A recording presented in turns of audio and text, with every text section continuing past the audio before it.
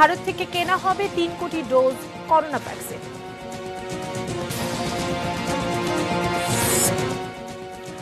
বাংলাদেশ যুদ্ধ চায় না, তবে আক্রান্ত হলে মোকাবেলায় প্রস্তুত বললেন প্রধানমন্ত্রী। গুরুত্বপূর্ণ রাজ্যগুলোতে জিতে হোয়াইট হাউসের পথে বাইডেন।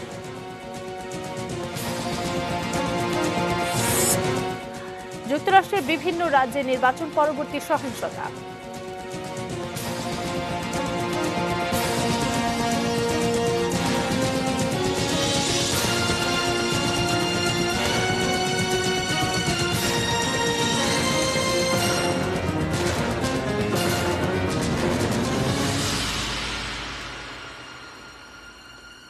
এটি নিউজ দেখছেন, আখি ভদ্র স্বাগত জানাচ্ছি সন্ধ্যা ৬টা নিউজ আওয়ারে। এতক্ষণ শিরোনামগুলো জানিয়ে দিচ্ছিলাম। VSL angle channel HB VSL Bikrampur steel limited. এবার পুরো খবর। দেশের জনগণের জন্য অক্সফোর্ডের করোনা ভ্যাকসিন প্রাপ্তি নিশ্চিত হয়েছে। প্রথম অবস্থায় 3 কোটি ডোজ ভ্যাকসিন কিনবে সরকার, পাবেন 1.5 কোটি মানুষ। তবে সবকিছুই নির্ভর করছে বিশ্ব স্বাস্থ্য সংস্থা ভ্যাকসিনটি অনুমোদন করে কিনা তার উপর। আরিফ জামালের রিপোর্ট। বিশ্ব স্বাস্থ্য সংস্থার অনুমোদন নিয়ে অক্সফোর্ডের কোভিড ভ্যাকসিন যখনই বাজারে আসবে, প্রথমে যে দেশগুলো সেই টিকা পাবে, বাংলাদেশ হবে তার অন্যতম। বৃহস্পতিবার সচিবালয়ে এক অনুষ্ঠানের মাধ্যমে স্বাস্থ্য মন্ত্রণালয় বাংলাদেশের বেক্সিমকো ফার্মা এবং ভারতের সেরাম ইনস্টিটিউটের সঙ্গে এ বিষয়ে একটি সমঝোতা স্মারক সই করে।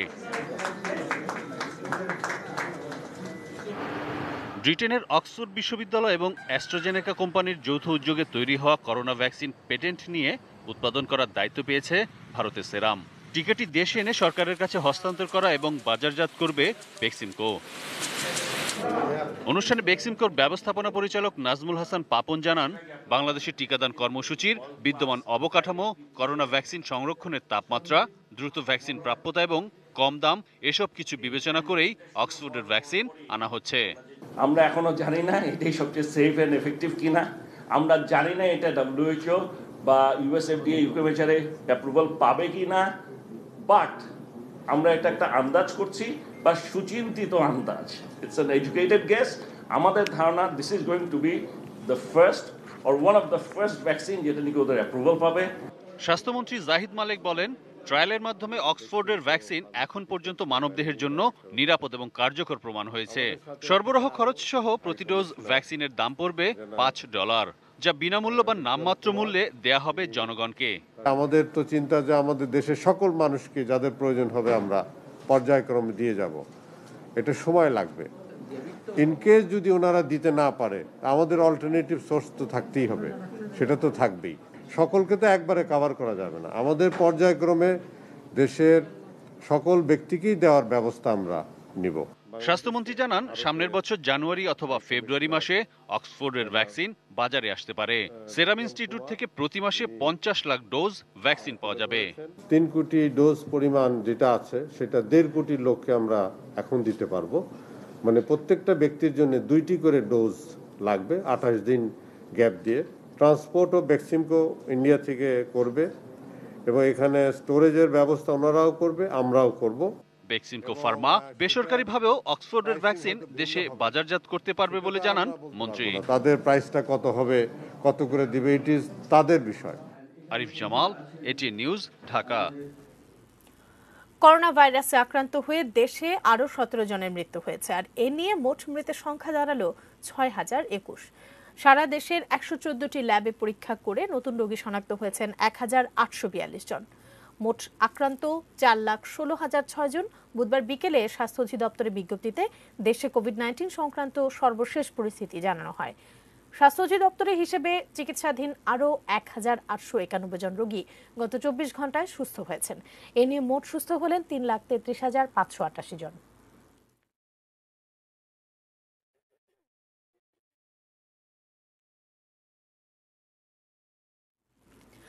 কারোর সাথে যুদ্ধ চায় না বাংলাদেশ, তবে আক্রান্ত হলে তা মোকাবেলার প্রস্তুতি থাকতে হবে বলে মন্তব্য করেছেন প্রধানমন্ত্রী শেখ হাসিনা।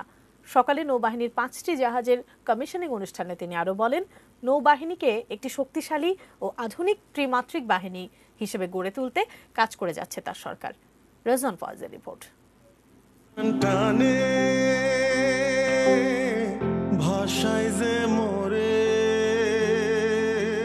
সম্প্রতি বাংলাদেশ নৌবাহিনীতে যোগ দিয়েছে চীনের তৈরি দুটি অত্যাধুনিক যুদ্ধজাহাজ বানৌজা ওমর ফারুক এবং আবু উবাইদা।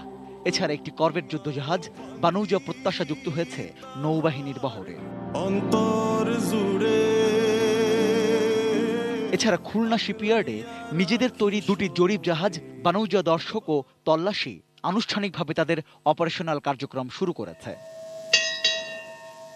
বুধবার সকালে চট্টগ্রামের বানৌজা ঈশা খান নৌজেটির সাথে গণভবন থেকে ভিডিও কনফারেন্সিংয়ের মাধ্যমে নৌবাহিনীতে এই 5টি জাহাজের কমিশনিং করেন প্রধানমন্ত্রী শেখ হাসিনা। আমাদের নৌবাহিনীর যাত্রা শুরু মহান মুক্তিযুদ্ধ চলাকালীন সময়। কমিশনিং অনুষ্ঠানে প্রধানমন্ত্রী বললেন, একটি শক্তিশালী নৌবাহিনীর স্বপ্ন দেখতেন বঙ্গবন্ধু শেখ মুজিবুর রহমান। তার সেই স্বপ্ন পূরণে নানা উদ্যোগ নিয়েছে সরকার।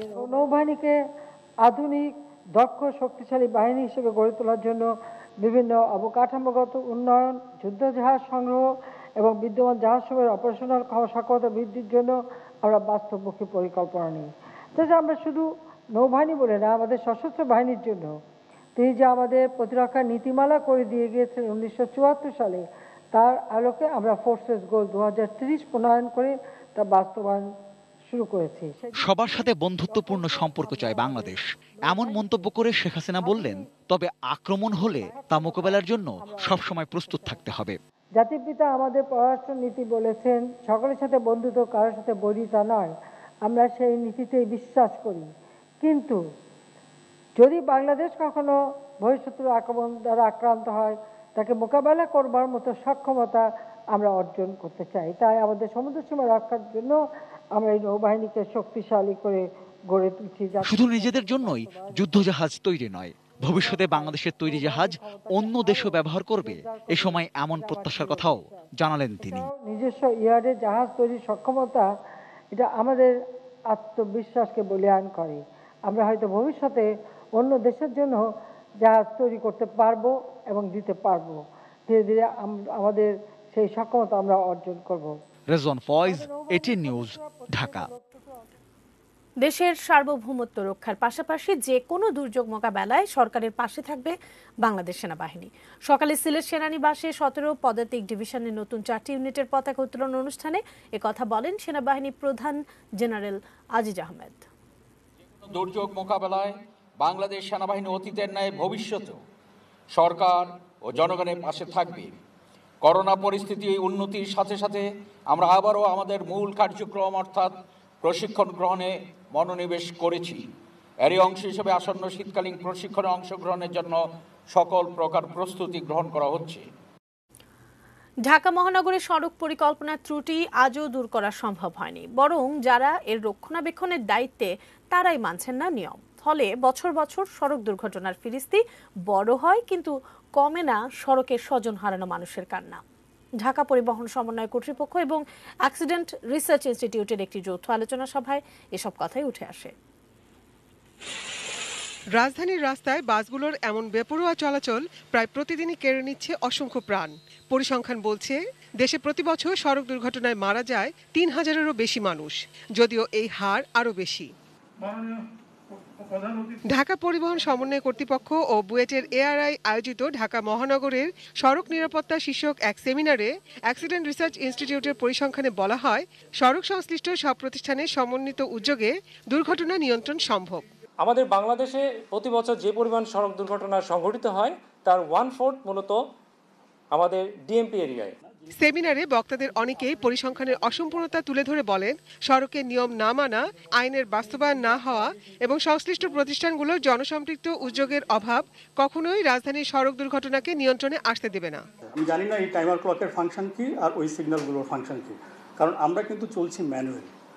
এখন যদি আমরা আজকে ডিসাইডই করি যে আমাদের সিগন্যাল ম্যানুয়ালি হবে, তাহলে let us decide on that. মানে কালোকে কালো বলি, সাদাকে সাদা বলে একটা জায়গায় আসি। 1 কিলোমিটার রাস্তাও এখন পর্যন্ত আপনি নির্বিঘ্নে হেঁটে চলে যেতে পারবেন না এই শহর জুড়ে। 300 মিটার 100 কিলোমিটার 300 কিলোমিটার গল্প বলে কি লাভ? এটা দেখবে কে? কি পরিমাণ পার্কিং দরকার, কি পরিমাণ পার্কিং আছে, তথ্য কার কাছে আছে? দায়িত্ব ডিটিসি, এটা দায়িত্ব ডিটিসি কিছুটা পালন করে, সিটি কর্পোরেশনে পালন করে, তাদের ভিতরে কি সমন্বয় আছে? মাঠ লেভেলে কি তারা কাজ করে? মাঠ লেভেলে কাজ করতে পুলিশকে, যেটা পুলিশের এই কাজের দায়িত্ব কিন্তু আমার না। এ সময় ভার্চুয়ালি আলোচনায় যুক্ত হয়ে সড়ক পরিবহন মন্ত্রী স্বীকার করলেন, সড়ক দুর্ঘটনা নিয়ন্ত্রণে আনতে বারবার ব্যর্থ হচ্ছেন তারা। জনগণ সহ সবার সহযোগিতা চান তিনি। এত সব উন্নয়নের পরে সড়ক যদি নিরাপদ না হয়, তাহলে আমাদের সব উন্নয়নে সাফল্য ম্লান হয়ে যাবে। Nazia Afrin, ATN news, Dhaka. আগে সাজার হার 20% থাকলেও 2020 সালের জানুয়ারি থেকে সেপ্টেম্বর পর্যন্ত দুদকের মামলায় এই হার 77%, যা কমিশনের সক্ষমতা প্রমাণ করে। দুপুরে এক আনুষ্ঠানিক সংবাদ সম্মেলনে এই দাবি করেন দুর্নীতি দমন কমিশন দুদকের কমিশনার ডক্টর মোজাম্মেল হক। এ সময় তিনি দাবি করেন, দুদকের করা মানি লন্ডারিং মামলাগুলোতে তারা 100% সফল। তবে বেশ কয়েকজন এমপির বিরুদ্ধে দুদক অনুসন্ধান করলেও সে ব্যাপারে কোনো অগ্রগতি আছে কিনা এ প্রশ্নের জবাব এড়িয়ে যান দুদক কর্মকর্তা। তবে এমপি হাজি সেলিমের সম্পদের ব্যাপারে অনুসন্ধান চলছে বলেও জানান তিনি। 2015 সালে সাজার হার ছিল মাত্র 37%, এবং 16, 17, 18, 19 এই 4 বছরে আমাদের সাজার হার বৃদ্ধি পেয়ে 60% বেশি ছিল সবসময়। সবচেয়ে আসার কথা হচ্ছে 2020 সালের জানুয়ারি থেকে সেপ্টেম্বর পর্যন্ত এই সময়ে আমাদের মামলায় সাজার হারের পরিমাণ 77% পর্যন্ত উঠেছে। দুর্নীতি দমন কমিশনের প্রাতিষ্ঠানিক সক্ষমতা বৃদ্ধির কারণেই এটি সম্ভব হয়েছে। একদলীয় শাসনের মাধ্যমে দেশে বর্তমান রাজনৈতিক সংকট তৈরি করেছে আওয়ামী লীগ। অভিযোগ বিএনপি মহাসচিব মির্জা ফখরুল ইসলাম আলমগীরের। প্রয়াত বিএনপি নেতা তরিকুল ইসলামের দ্বিতীয় মৃত্যুবার্ষিকী উপলক্ষে সকালে জাতীয় প্রেস ক্লাবে এক আলোচনায় এই অভিযোগ করেন তিনি। বলেন, তরিকুল ইসলাম কেবল রাজনৈতিক পরিচয়ে পরিচিত নন, তার পরিচয় তিনি জনগণের মানুষ। অনুষ্ঠানে তার জীবন ও কর্মের উপর আলোচনা করেন দেশের বিশিষ্ট রাজনীতিবিদরা। আলোচনায় তার দীর্ঘ রাজনৈতিক জীবনের আন্দোলন ও সংগ্রামের কথা উঠে আসে।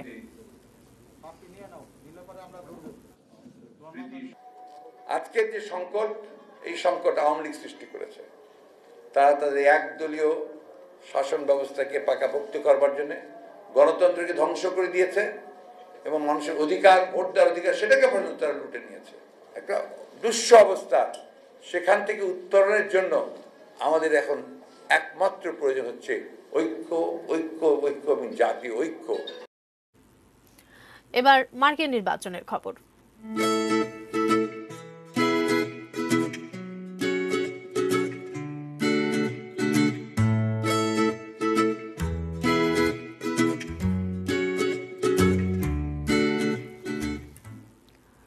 কে হতে যাচ্ছেন পরবর্তী মার্কিন প্রেসিডেন্ট তা ঘোষণা করার মতো অবস্থা এখনো আসেনি।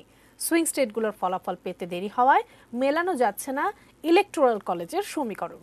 তবে 2016 নির্বাচনে ট্রাম্পের দখলে যাওয়া উইসকনসিন এবং মিশিগান পুনরুদ্ধার করে ডেমোক্র্যাট প্রার্থী জো বাইডেন জয়ের ব্যাপারে অনেকটাই আশাবাদী। মফিদুল তুপুর রিপোর্ট। ব্যাটেলগ্রাউন্ড হিসেবে পরিচিত উইসকনসিন এবং মিশিগান জিতে প্রেসিডেন্ট হওয়ার পথে অনেকটাই এগিয়ে রয়েছেন Democrat Joe Biden. Running mate Kamala হ্যারিসকে সঙ্গে নিয়ে ডেলাওয়্যারের উইলমিংটনে ভোটের পর দ্বিতীয়বারের মতো ভাষণ দেন বাইডেন। বলেন, এখনই নিজেকে জয়ী হিসেবে দাবি না করলেও জয়ের পথেই রয়েছেন তিনি। We are campaigning as a Democrat, but I will govern as an American president. Now, every vote must be counted. No one's going to take our democracy away from us. Not now, not ever. বাইডেনের এমন দাবি যে যথেষ্ট যুক্তিপূর্ণ তা বলছে মার্কিন গণমাধ্যম। Pennsylvania, north Carolina এবং জর্জিয়াতে ট্রাম্প আপাতত সামান্য ব্যবধানে এগিয়ে। তবে এসব রাজ্যে যে পরিমাণ পোস্টাল ভোট গণনা এখনো বাকি, তাতে করে ব্যবধান ঘুচিয়ে এগিয়ে যাওয়ার সম্ভাবনা বাইডেনেরও কম নয়। এদিকে মার্কিন নির্বাচনের ইতিহাসে নজিরবিহীন কাণ্ড করেছেন রিপাবলিকান প্রার্থী ও বর্তমান প্রেসিডেন্ট ট্রাম্প। কোনো তথ্য প্রমাণ ছাড়াই পোস্টাল ভোট ও আগাম ভোট গণনা নিয়ে কারচুপির অভিযোগ তুলে আদালতে শরণাপন্ন হয়েছেন তিনি। ফলাফল না হওয়া অ্যারিজোনায় ভোট গণনা কেন্দ্রের সামনে বিক্ষোভ করছে তার সমর্থকরা। We want the law to be used in a proper manner. So we'll be going to the US Supreme Court. নির্বাচন পূর্ববর্তী জরিপগুলোকে ভুল প্রমাণ করে ৪৮%-এরও বেশি ভোট ট্রাম্পের পক্ষে যাওয়ায় মার্কিন জনগণের মধ্যে বিভক্তি এখন স্পষ্ট। আর তাই নির্বাচনের ফলাফল মেনে নেয়ার ক্ষেত্রে দু দলের সমর্থকরা শেষ পর্যন্ত কতটা সহিষ্ণুতার পরিচয় দেবেন তা নিয়ে উৎকণ্ঠা থাকছেই। Mofidul Topu, ATN news, Dhaka. যুক্তরাষ্ট্রের নির্বাচনী রণক্ষেত্র হিসেবে পরিচিত রাজ্যগুলোতে চলছে রিপাবলিকান প্রার্থী ডোনাল্ড ট্রাম্প এবং ডেমোক্র্যাট প্রেসিডেন্ট প্রার্থী জো বাইডেনের মধ্যে হাড্ডাহাড্ডি লড়াই। এমন পরিস্থিতিতে যুক্তরাষ্ট্রের বিভিন্ন অঙ্গরাজ্যে ছড়িয়ে পড়ছে সহিংস বিক্ষোভ। আরও জানবো নিশীথ সূর্যের রিপোর্ট থেকে। যখন মার্কিন প্রেসিডেন্ট নির্বাচনী রণক্ষেত্র হিসেবে পরিচিত রাজ্যগুলোতে ট্রাম্প বাইডেনের মধ্যে সমানে সমান টক্কর চলছে, তখনই মাথা চাড়া দিয়ে উঠেছে সহিংস বিক্ষোভ।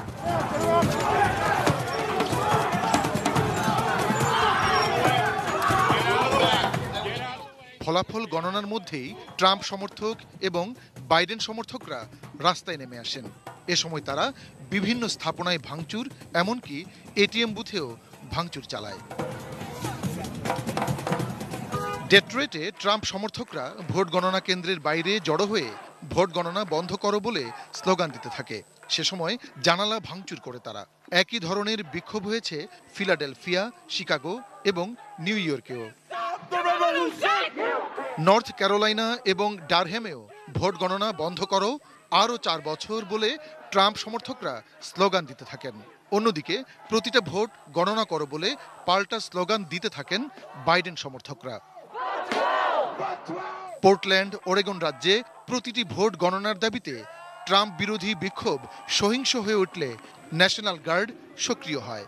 প্রত্যক্ষদর্শীরা বলেন, বিক্ষোভ থেকে কিছু মানুষ বিচ্ছিন্ন হয়ে গিয়ে সিটি সেন্টারের কিছু দোকানের জানালা ভাঙচুর করেছে।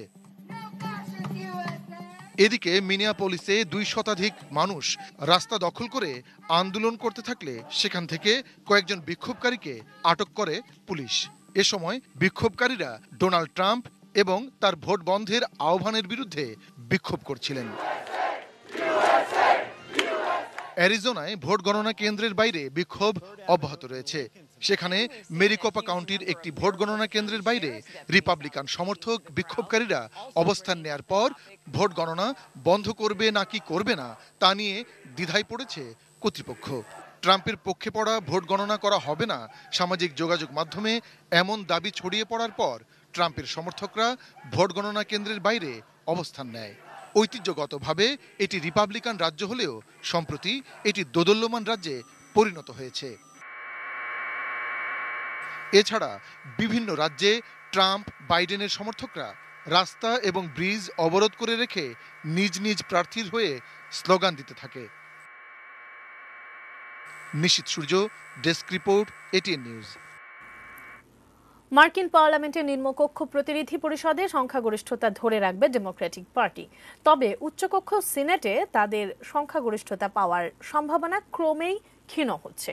রিপাবলিকান পার্টি সিনেটের সংখ্যাগরিষ্ঠতা ধরে রাখতে পারে বলে ধারণা করা হচ্ছে। সিনেটের মোট আসন 100টি।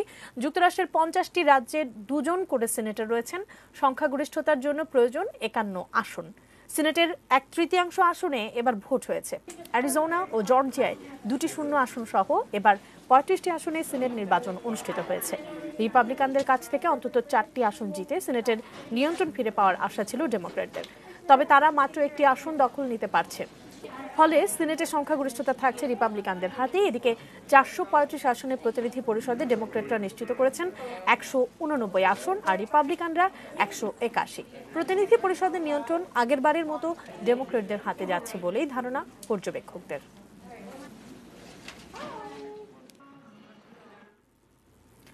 বাইজেস্টের বিরতি নেবার সময় হলো, এরপর জানিয়ে ফিরছি।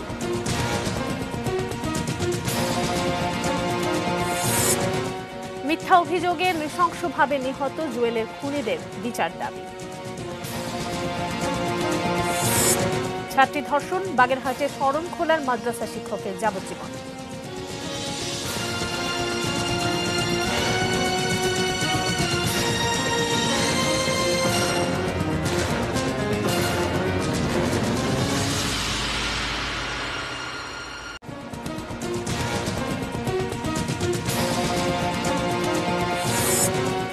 ভারত থেকে কেনা হবে 3 কোটি ডোজ করোনা ভ্যাকসিন। বাংলাদেশ যুদ্ধ চায় না, আক্রান্ত হলে মোকাবেলায় প্রস্তুত বললেন প্রধানমন্ত্রী। গুরুত্বপূর্ণ রাজ্যগুলোতে জিতে হোয়াইট হাউসের পথে বাইডেন। যুক্তরাষ্ট্রের বিভিন্ন রাজ্যে নির্বাচনী পরবর্তী সহিংসতা।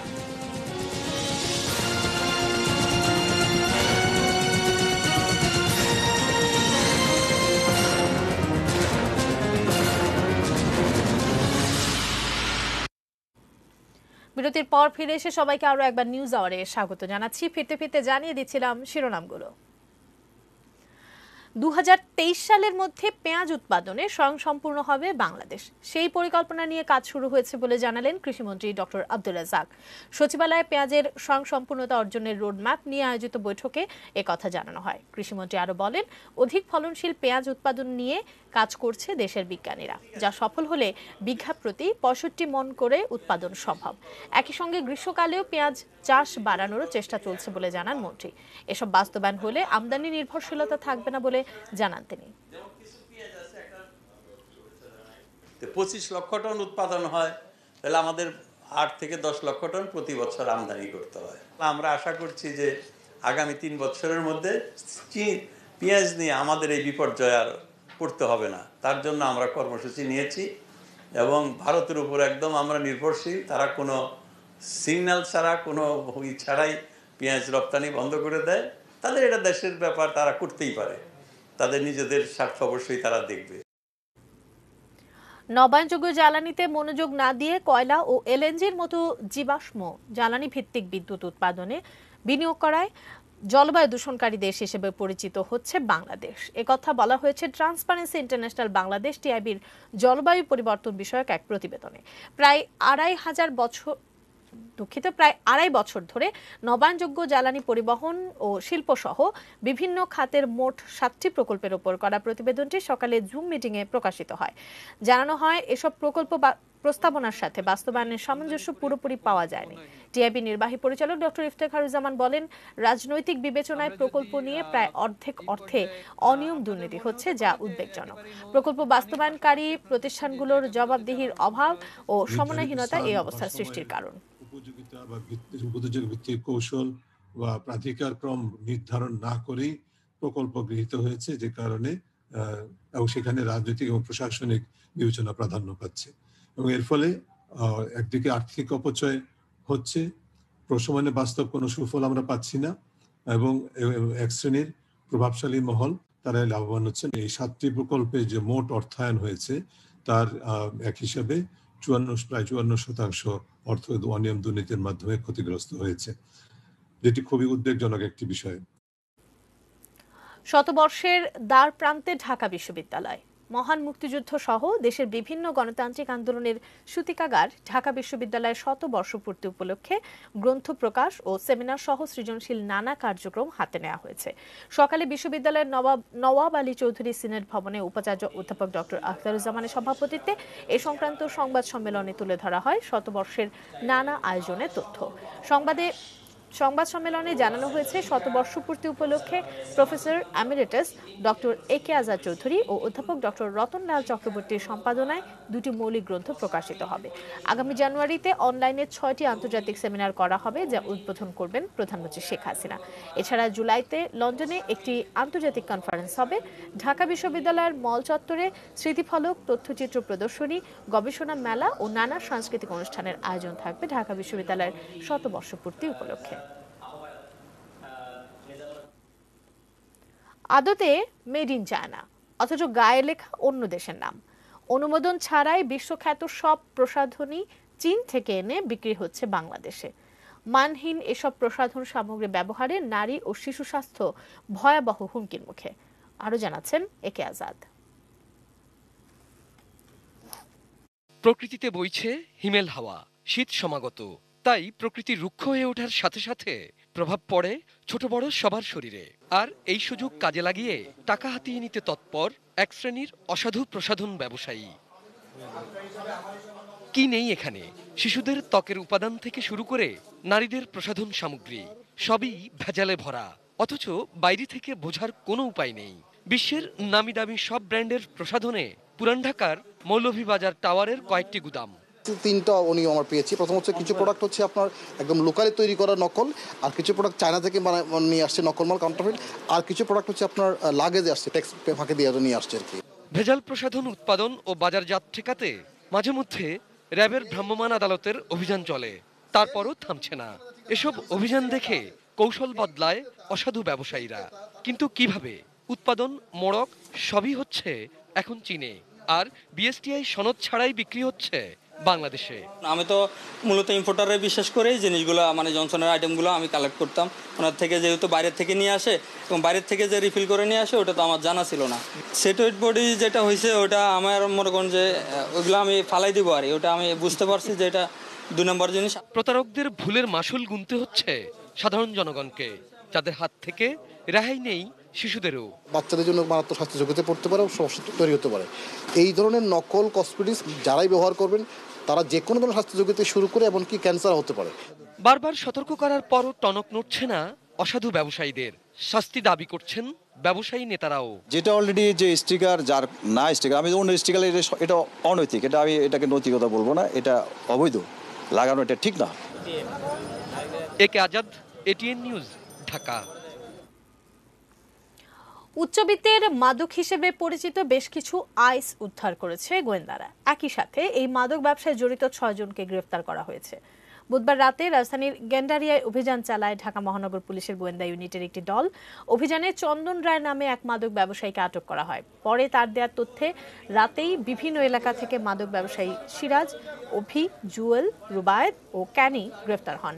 এ সময় তাদের কাছ থেকে মালয়েশিয়া থেকে আমদানি করা উচ্চবিত্তের মাদক হিসেবে পরিচিত 600 গ্রাম আইস উদ্ধার করা হয়। বৃহস্পতিবার ডিএমপির মিডিয়া সেন্টারে এক সংবাদ সম্মেলনে জানানো হয়েছে, এই মাদকে রয়েছে ইয়াবা তৈরির মূল উপাদান অ্যামফিটামিন। রাজধানীর অভিজাত পাড়ার বিভিন্ন পার্টিতে ব্যবহারের উদ্দেশ্যে এসব মাদক আনা হতে পারে বলে জানান গোয়েন্দারা।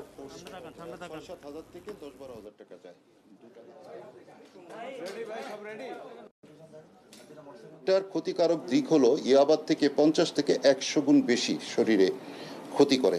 অবশ্যই এটা দেহ এবং মনের জন্য অত্যন্ত ভয়াবহ একটা ক্ষতিকারক একটা ড্রাগ। লালমনিরহাটে গুজব ছড়িয়ে আবু ইউসুফ মোহাম্মদ শাহিদুন নবী জুয়েলকে নৃশংসভাবে হত্যাকারীদের গ্রেফতার দাবিতে বাতি নিভিয়ে অবস্থান করে ব্যতিক্রমী এক কর্মসূচি পালন করেছেন নিহতের প্রতিবেশীরা। বুধবার সন্ধ্যা 7টায় নিহত জুয়েলের নিজ গ্রাম রংপুরের শালবনে প্রায় 3000 বসত বাড়ির বৈদ্যুতিক বাতি নিভিয়ে দেওয়া হয়। প্রতিটি বাড়ি থেকেই শিশু ও নারী সহ সব সদস্য রাস্তায় বেরিয়ে আসেন। এ সময় তারা জুয়েল হত্যাকারীদের বিচারের দাবিতে স্লোগান দেন। এভাবে 10 মিনিট অন্ধকারে থাকার পর বাতি জ্বালানো হয়। গত 29 অক্টোবর লালমনিরহাটে বুড়িমারিতে কোরআন অবমাননার মিথ্যা অভিযোগ তুলে মানসিক ভারসাম্যহীন জুয়েলকে পিটিয়ে হত্যা করে সেখানকার কিছু মানুষ। পরে তারা Rangpur cantonment public school and কলেজের সাবেক এই গ্রন্থাগারিকে মৃতদেহটি পুড়িয়েও দেয়।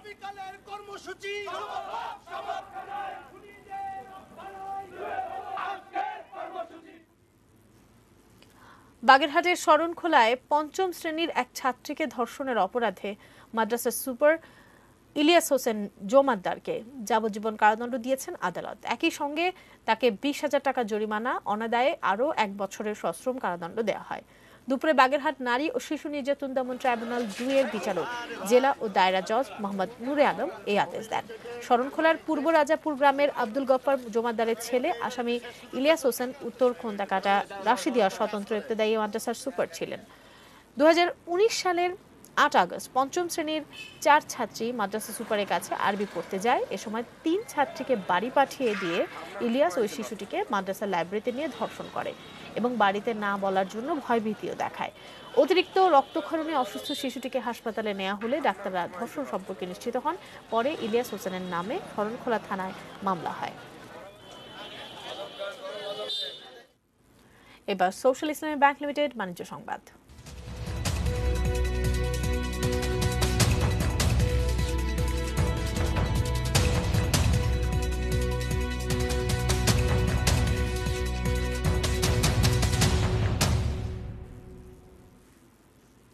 ফরিদপুরে লাগামহীনভাবে বেড়ে চলেছে সবজির দাম। 2 থেকে 3 গুণ বেশি দামে সবজি কিনতে নাভিশ্বাস উঠছে ক্রেতাদের। বাজার নিয়ন্ত্রণে প্রশাসনের হস্তক্ষেপ কামনা করেছেন তারা। ফরিদপুরে গত এক সপ্তাহের ব্যবধানে প্রতি কেজি সবজির গড় দাম বেড়েছে 20 থেকে 30 টাকা। পাইকারি বাজারে বেশিরভাগ সবজি 40 টাকা থেকে 60 টাকা দরে বিক্রি হচ্ছে। তবে খুচরা বাজারে প্রতি কেজি ঢেঁড়স 80 টাকা, বেগুন 80 টাকা, পটল 80 টাকা, করলা 70 টাকা, কাঁকরোল 80 টাকা আর আলু বিক্রি হচ্ছে 50 টাকায়। আগাম ফুলকপি 120 টাকা, বাঁধাকপি 100 টাকা দরে বিক্রি হচ্ছে। কাঁচা মরিচ আর পেঁয়াজের দামও চড়া। করোনাকালে একদিকে কমেছে আয়, অন্যদিকে বেড়েছে সবজি সহ নিত্য প্রয়োজনীয় জিনিসের দাম। তাই সবচেয়ে বিপদের মুখে সাধারণ মানুষ। অসাধু ব্যবসায়ীদের চিহ্নিত করে আইনের আওতায় আনার আশ্বাস দিয়েছেন জেলা প্রশাসক। সবজি কিনতে গেলেই অন্য বাজার করতে পারতেছি না, সবজি কিনে এই টাকা শেষ হয়ে যাইতেছে। ফসলের উৎপাদন তুলনামূলক কম হয়, আমদানি এবং সরবরাহ কম হয়, বাজারের দাম বৃদ্ধি পেয়েছে। আমাদের বিজ্ঞ এক্সিকিউটিভ ম্যাজিস্ট্রেটগণ নিয়মিত এই বাজার মনিটরিং করছেন। আমরা আশা করছি যে খুব শীঘ্রই এটা একটা স্বাভাবিক অবস্থায় ফিরে আসবে, যাতে করে এই অবৈধ মজুতদাররা অবৈধভাবে মজুত করতে না পারে। মেটাল প্রেজেন্স কৃষি সংবাদ, সুজলা সুফলা।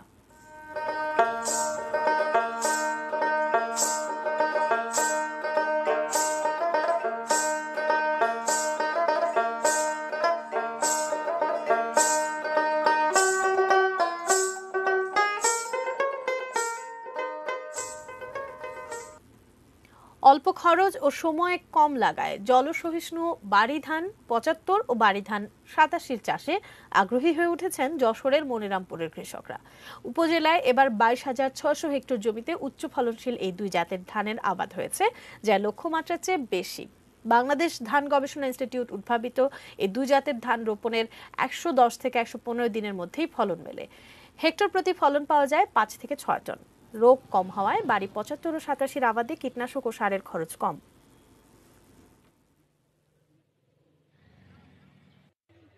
বিলাস মুক্ত থাকতে পারবে, এটা দেখাচ্ছে পানির তলে 10-20 দিন থাকতে পারবে খরায়।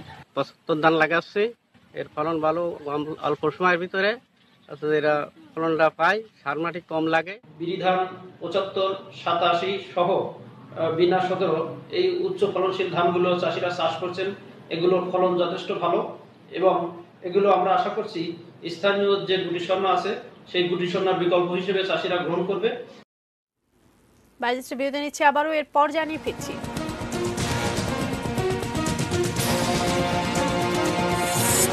ভোটের পরদিন যুক্তরাষ্ট্রের রেকর্ড 1 লাখ করোনা রোগী শনাক্ত। দেশে ফিরছেন বিশ্বসেরা অলরাউন্ডার সাকিব আল হাসান।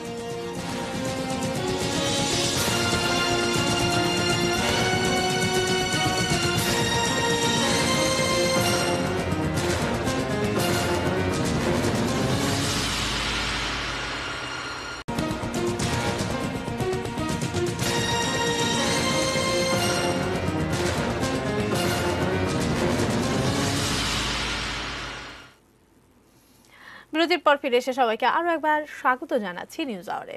এবার দেশের বাইরের খবর জানাবো।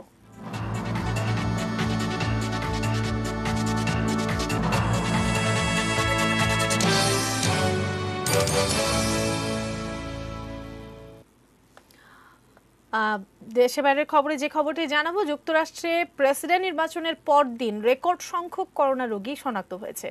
ওয়ার্ল্ডোমিটারের তথ্য মতে বুধবার 1,02,519 জনের দেহে নতুন করোনা সংক্রমণ ধরা পড়েছে, যা মহামারী শুরুর পর যুক্তরাষ্ট্রে একদিনের সর্বোচ্চ সংক্রমণ।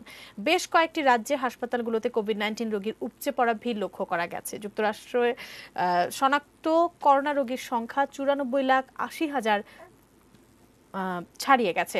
মৃত্যু হয়েছে 2,33,000-এরও বেশি মানুষের। মঙ্গলবারের প্রেসিডেন্ট নির্বাচন ঘিরে উত্তেজনায় করোনা ভাইরাস সংকট গত কিছুদিন ধরে অনেকটা আড়ালে পড়ে গিয়েছিল। তবে ভোটের জমায়েত যে এ রোগের বিস্তার আরও বাড়িয়ে দিতে পারে সে আশঙ্কা আগে থেকেই ছিল। বিবিসি জানিয়েছে পুরো যুক্তরাষ্ট্র জুড়ে 50,000-এর বেশি মানুষ এখন করোনা সংক্রমণ নিয়ে হাসপাতালে ভর্তি।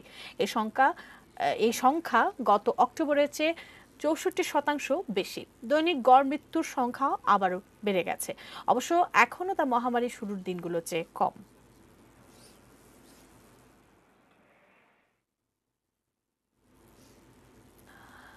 40 লাখ অভিবাসীকে পাঠানোর মাধ্যমে ফিলিপাইনে নীরব আক্রমণ চালিয়েছে চীন।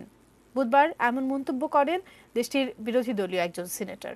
সিনেটর সেন্ট ফ্রান্সিস প্যাঙ্গেলিনান বলেন, চীনের অভিবাসীদের সহজে প্রবেশ করার সুযোগ করে দেওয়া হচ্ছে আর এর মাধ্যমে চীন নীরব আক্রমণ চালাচ্ছে।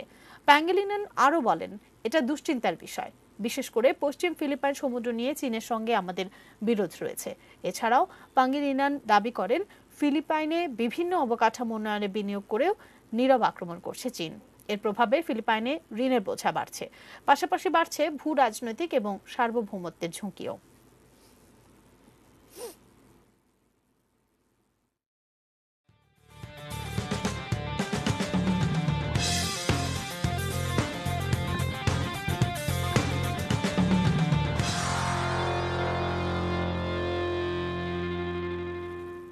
খেলার খবর।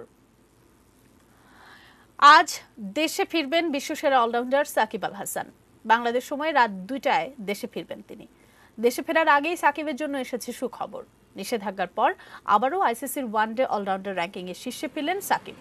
বুধবার প্রকাশিত আইসিসির র্যাঙ্কিংয়ে 373 রেটিং পয়েন্ট সাকিবের। এদিকে আজ দেশে ফিরে প্রথমে করোনা টেস্ট করাবেন সাকিব। ফলাফল নেগেটিভ হলে অনুশীলন শুরু করবেন। গত 29 অক্টোবর 1 বছরের নিষেধাজ্ঞা শেষ হয়েছে সাকিবের, এখন মাঠে নামার অপেক্ষা।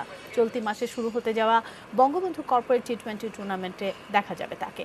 এর আগে করোনা ভাইরাসের বিধিনিষেধের কারণে শ্রীলঙ্কা সফর স্থগিত হওয়ার পর পরিবারকে সময় দিতে গত 1 অক্টোবর যুক্তরাষ্ট্রে গিয়েছিলেন সাকিব।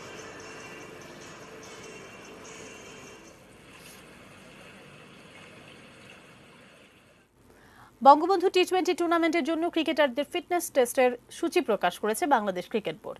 আগামী 9 ও 10 নভেম্বর কয়েকটি ধাপে ক্রিকেটারদের ফিটনেস টেস্ট নেওয়া হবে। বুধবার ঘোষিত সূচিতে 113 জন ক্রিকেটারের নাম রয়েছে, যেখানে আছেন সদ্য নিষেধাজ্ঞা থেকে ক্রিকেটে ফেরা সাকিব আল হাসানও। তবে তালিকায় নেই মাশরাফি বিন মুর্তজা। মিরপুর শেরে বাংলা ক্রিকেট স্টেডিয়ামে হবে এই ফিটনেস টেস্ট। করোনার কারণে কিছু বিধিনিষেধ আরোপ করা হয়েছে ফিটনেস টেস্টের জন্য, আর প্রত্যেক ক্রিকেটারকে অবশ্যই মুখে মাস্ক পরে আসতে হবে। এছাড়া সঙ্গে আনতে হবে নিজস্ব হ্যান্ড স্যানিটাইজার, আর সবাইকে মানতে হবে সামাজিক দূরত্বের নিয়মও। চলতি মাসের শেষ সপ্তাহে শুরু হওয়ার কথা রয়েছে টি20 টুর্নামেন্ট।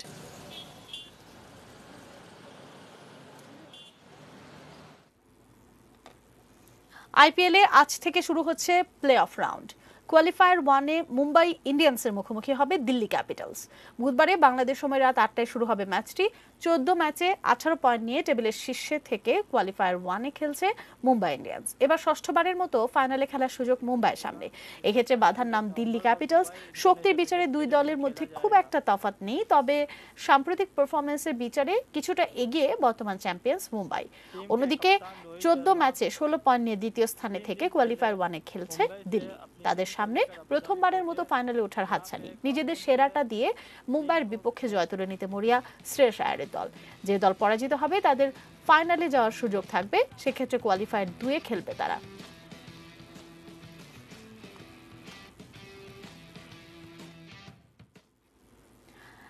নিউজ শেষ করার আগে এক নজরে শিরোনামগুলো দেখেন আরেকবার।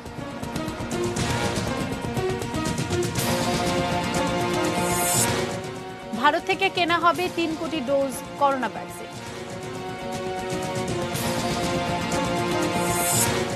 বাংলাদেশ যুদ্ধ চায় না, আক্রান্ত হলে মোকাবেলায় প্রস্তুত বললেন প্রধানমন্ত্রী।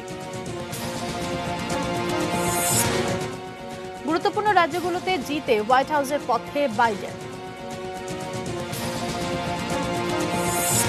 যুক্তরাষ্ট্রের বিভিন্ন রাজ্যে নির্বাচন পরবর্তী সহিংসতা।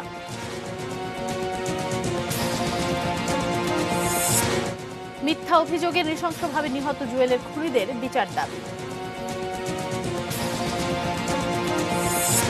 ছাত্রী ধর্ষণ, বাগেরহাটের শরণখোলার মাদ্রাসা শিক্ষকের যাবজ্জীবন। ভোটের পরদিন যুক্তরাষ্ট্রের রেকর্ড 1 লাখ করোনা রোগী শনাক্ত। দেশে ফিরছেন বিশ্বসেরা অলরাউন্ডার সাকিব আল হাসান।